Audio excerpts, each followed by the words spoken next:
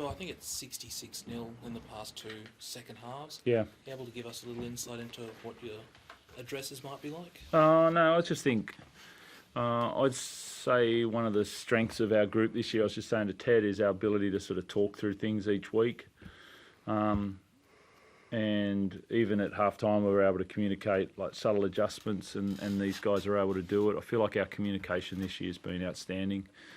We highlighted it last week, their talk on field to fix things. Those little mini meetings that you have has been really good. Halftime pre-game, we're pretty clear on how we want to play, but the adjustments have been good. So, credit to them. And we're fit. The guys, they're ready for second halves as well. I know the attack really clicked in the second half, but I thought the last 10 minutes defensively was the key. Like they had a lot of ball, they were camped on the line. And even that last play right on halftime when Johnson chips and Mark knocks it dead. Yep. How important was that little period, do you think? Yeah, I think they had 2 or 3 sixes again in a row on our line. I think it was at 10-6. It was a pretty important period there. We kept moving. We kept making really good decisions there on the defensive line, even though the fatigue went up. I think there was a 6 again on 4th and then another one on 3rd or 4th. So there was quite a few plays in that to go 20 plays, maybe 18 plays. I thought that showed their resolve, and then second half you could see they were still going forward. I think the dropout you could still see they were attacking.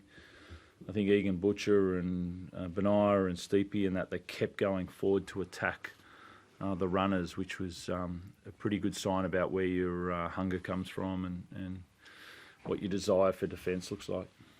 Ted, those on-field meetings and recalibrations that Robbo's talking about, have you seen that evolve, or what's that been like given you've lost some very senior voices at the back end of last year?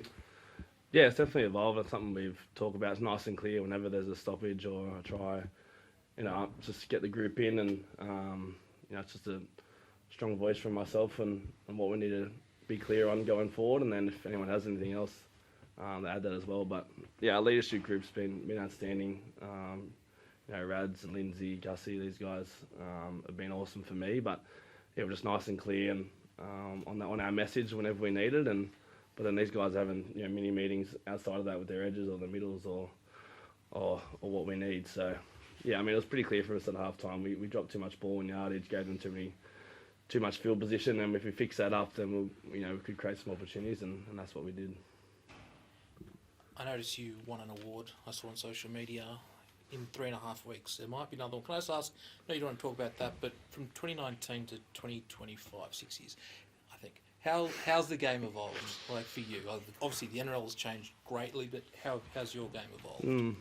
I don't think it's changed too much for myself. I'm always looking to improve and get better, but it's just about combinations and connections with the team, with my edges. I feel like on that right side with Hugo and Bobby and Mark, we've got a great connection at the moment. We're practicing our plays every day at training, and then on the left as well, we're just putting that practice in on execution on our plays, where we need to be, our skills, and then we're going out and trusting that and playing footy. So I don't think my game's really wavered too much over my career, but I'm always looking to improve on every aspect, really. And then again, the guys in and around me, the guys in this team have been playing awesome footy, and that allows me to be at my best. What have you seen, if he hasn't seen, what have you seen change? The flick passes now, so yardage used to be a really big thing in support, but I think 4 try assists tonight, that's certainly an element of his game that's improved over the years. Yeah, I think he's very clear on he's been clear for a long time. He's been playing amazing footy for year on year for the Roosters and at all levels, but he's the best ruck fullback in the game. He's changed the way that fullbacks attack the ruck and the way they address the line, and then he's also plays the traditional fullback that everyone else is playing, which is the combination plays, and he's nailing them. As you said, his combination, his timing, his confidence in playing that play, and it's really hard to find someone with the balance between a system type player and then an instinctive, intuitive, freedom type player at the same time. Usually the intuitive player doesn't want to work, don't touch me, let me just let me do my thing, whereas Ted does all the work, works harder than anybody else, runs the system, believes in it, drives it, but then has the ability to move to the intuition and freedom on the back of it. It's an incredible balance to do both.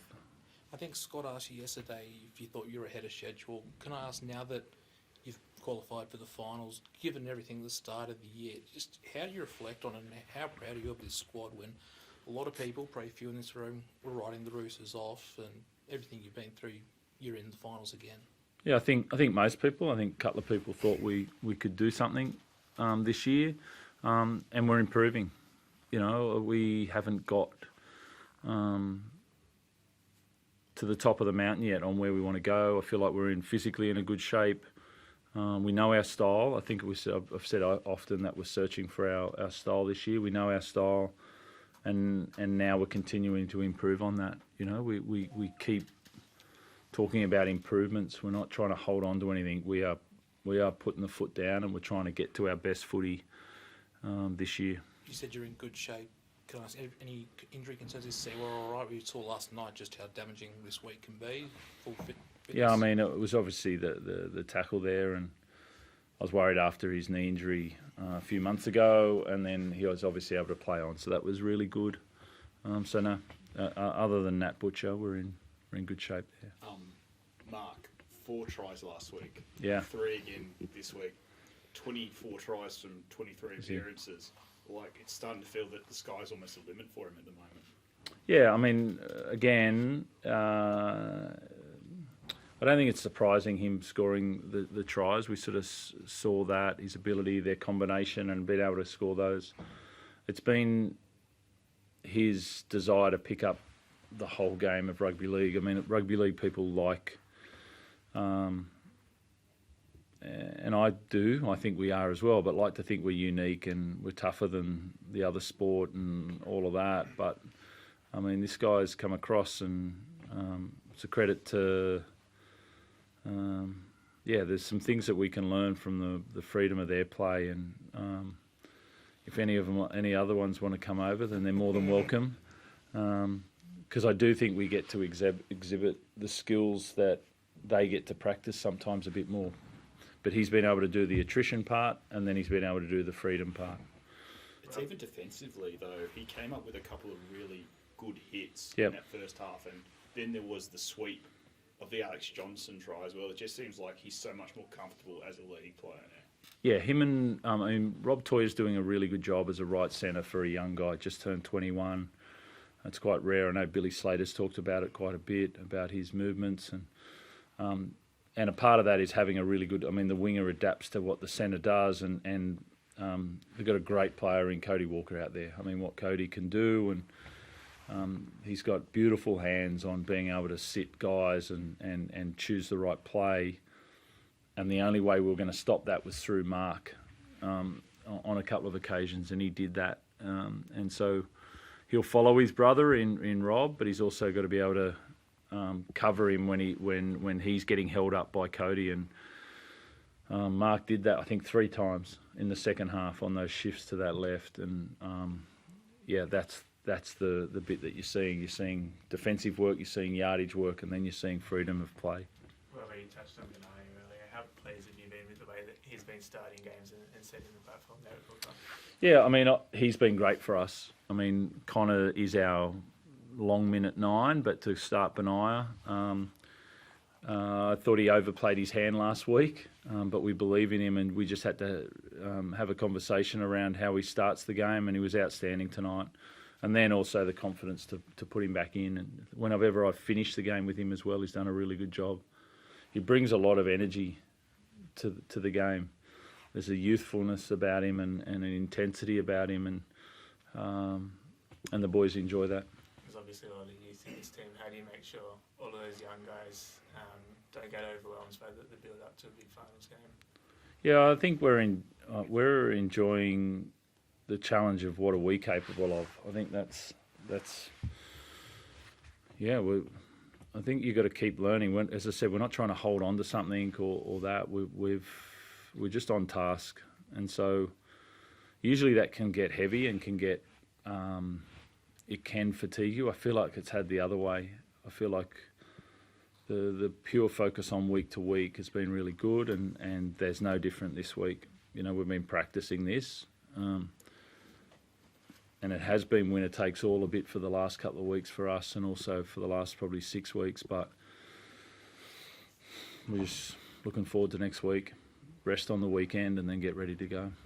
It'll be a seventh or eighth place finish, Yep. which is traditionally tougher, and it's an extra. It's sudden death, like you said. But the way you guys, like the points and the free-flowing attack in you, do you feel like you're putting the rest of the comp on notice a bit? Oh, I don't know. We've been trying to win games in our style. That's what we've been trying to do. Like, that's basically it. We haven't been. There's no motivation externally. We're not trying to build up. You know, you said we couldn't do anything. We haven't really. We're just trying to be the best team we can possibly be, and play our footy, and really value what the guy next to you is doing. You know, are you working really, really hard for your teammate? And so that's all we're focused on. You know, if that's not the most important motivation, then I'm not sure what is. You know, you can create stories in and around and all that, but it is purely, can we play our best footy next weekend? What does that look like? Now let's enjoy the week, get prepared, do everything you can, and let's go out there and play our best footy, because it's still ahead of us.